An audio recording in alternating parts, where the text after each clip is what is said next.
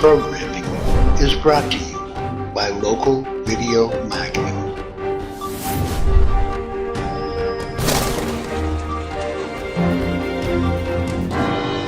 In association with Coach Chick's Mastermind Group and CoachChick.com.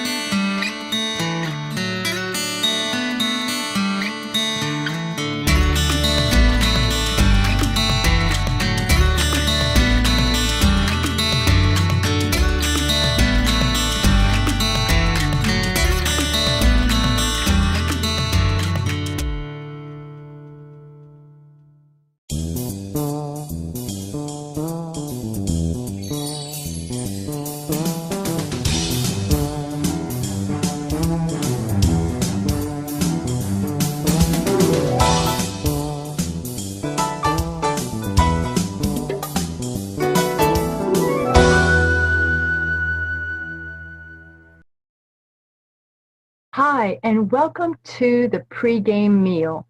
What to eat in the 4 to 6 hours before your game begins. This is Kim Lukhard, Hockey Mom RD. You want to avoid fatty foods such as potato chips, French fries, fried chicken, pizza, and a whole bunch more. Foods rich in fat will slow you down and make it harder for you to focus on the game. The first step in building your pre-game meal is to choose foods rich in carbohydrates, such as pasta, rice, potatoes, breads, cereal, grains such as couscous, quinoa, barley, oatmeal, and fresh fruit. The majority of the food you choose for your pre-game meal should be rich in energy-sustaining carbohydrates, and these will take up at least half of your plate, or maybe even more. Your second step is to choose a food rich in lean protein. So lean beef, chicken, ham, turkey, fish, eggs, low-fat dairy foods. These foods will help you focus and not feel hungry during the game. These foods are going to be placed on 1/4 of your plate. And the third step is to choose low-fiber vegetables. Fiber can cause you to have stomach cramps during a game. So vegetables like green beans, carrots, zucchini, yellow squash, broccoli, mushrooms are some good choices. These foods provide vitamins and minerals to help you grow and will not make you feel bloated or cause cramping. These will take up about 1/4 of your plate also. Here's an example of what your pre-game meal plate might look like. On the top half, you see this is where you have your carbohydrate-rich foods. Pasta, rice, potatoes, grains. You can add fresh fruit, a low-fat dairy choice to your meal. Also, your lean meats are down in the lower quadrant of your plate, and your raw vegetables or cooked vegetables or even a vegetable soup is on the right quadrant. Now, if you're going out and you're going to a restaurant, I have some meals that I have looked at. So here at Panera, they have a soba noodle broth bowl with chicken, which is about 25% fat. It's going to provide you liquid in the broth, and then you can add low-fat milk or water to drink. At Subway, any fresh fit 6-inch sub sandwich is a good choice. You want to ask for mustard instead of mayonnaise, or have your sandwich without any dressing on it. Add low-fat milk, fresh fruit, and pretzels to round out this meal. And even at Chick-fil-A, you can find something. A grilled Chick-fil-A sandwich contains about 16% fat, has about 29 grams of protein. Here again, add low-fat milk, a fruit cup to round out this meal. If you'd like to learn more about youth ice hockey nutrition and what to eat throughout your entire day, check out my Create a Championship Plate course at my Hockey Mom RD's Youth Ice Hockey Nutrition Academy on Thinkific, and you see the link is right below this slide. Make it a great day and happy skating. This is Kim Lukhard, Hockey Mom RD.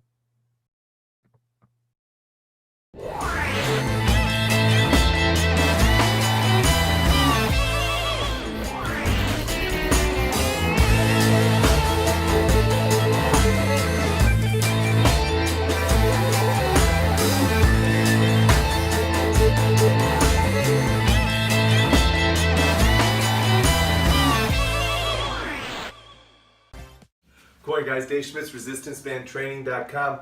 Welcome to the band gym.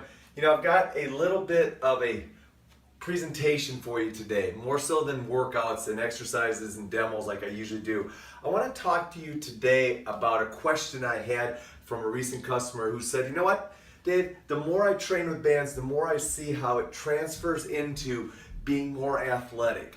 And I've said this for years, and you've heard me say this for years, but it really does. But I thought today what I would do is take you through 6 reasons why I think bands transfer into being more athletic.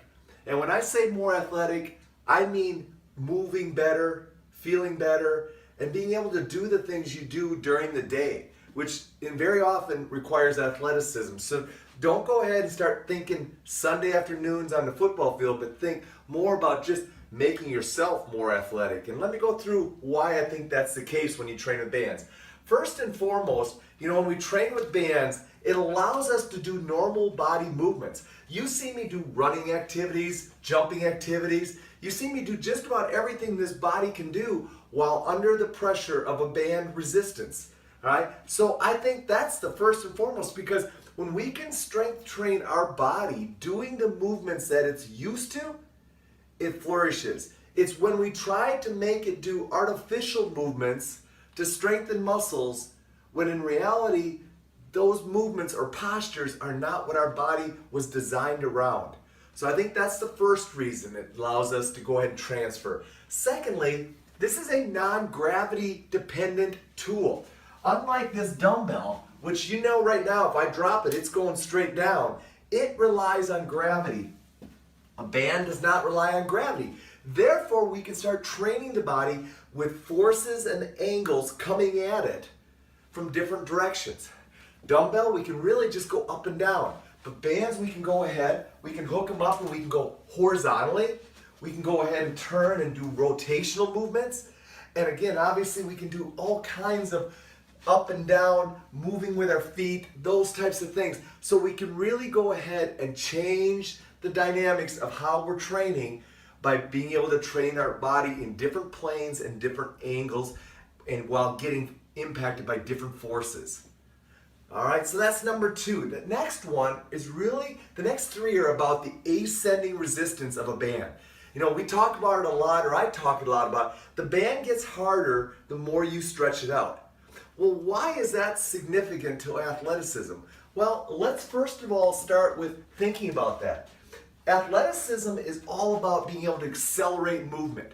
All right, so if I'm going to accelerate movement, I've got to change speeds. Well, a dumbbell or a free weight's not going to change speed. It's a constant resistance. But this band is going to allow me to go faster here than it is out here. So as I learn to go ahead and push a band, the ascending resistance is going to get tougher. Well, if I know that, all right, mentally I'm thinking, okay, in order for me to finish the movement, I've got to accelerate out. Well, accelerating movement. So you start automatically teaching your body how to accelerate and get faster. Transfers into being more athletic. The second thing about ascending resistance is it teaches us how to slow down. So if I've got this band out here and I let my arm come back, the band is going to accelerate my arm back, just like it would accelerate me back if I'm running, all right? So what does it teach us to do? That acceleration back, or the acceleration of an eccentric movement, teaches us how to stop, not only more efficiently, but quicker. Athletes that can stop quick and change direction are faster, quicker athletes, correct? Bands teach us how to slow down fast and efficiently so that we can go a different direction. And once again, I think that's the fourth reason bands teach us or transfer into athleticism. The last thing about the ascending resistance, we said it gets harder as we push out. Well, where do our joints need to be their most stable? When the hands and feet are closer to the center, or when the hands and feet are further away from the center? It's the second one. So when I push out with this band, my shoulder right now has to be really stabilizing well to keep my hand here. Versus when my hand is here, my shoulder doesn't have to be working nearly as hard. Now if I take a dumbbell and I go ahead and push it over my head, it's the same here as it is here. There's no different. But if I take a band and I go ahead and push it over my head, standing on it here and pushing here and then overhead, it's going to be more challenging up there. So I've got to stabilize more. So it teaches our body, specifically our muscles, how to stabilize when our arms are further away from us. Well, what do we want to be when we're athletic? We want to be long and strong, right? So as a result, that when we've got to reach and be really athletic with our body and take our limbs away from our center of gravity, we want them stable. So now you're more willing to run fast, extend your body out further during activities because you know it's stable. Once again, that's transferring strength into something that you see on an athletic field or in daily life.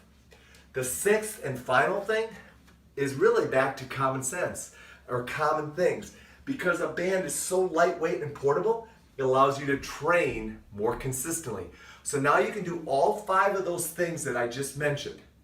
Normal movement training, non-gravity training, ascending resistance that allows you to accelerate movement and accelerate slowing down and stabilizing the periphery. It allows you to do all of those things anytime you want, anywhere you want. So now consistency of training becomes reality, and that transfers into you becoming a better athlete and more consistent with your daily movements.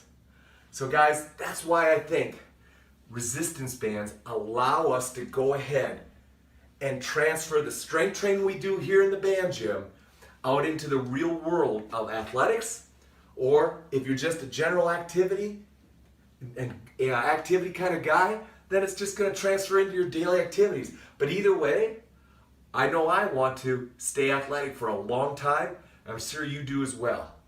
Hey, get better with bands, guys. It's not only going to make you stronger in the exercise room, but it's going to make you better when you go outside to do the things you enjoy doing.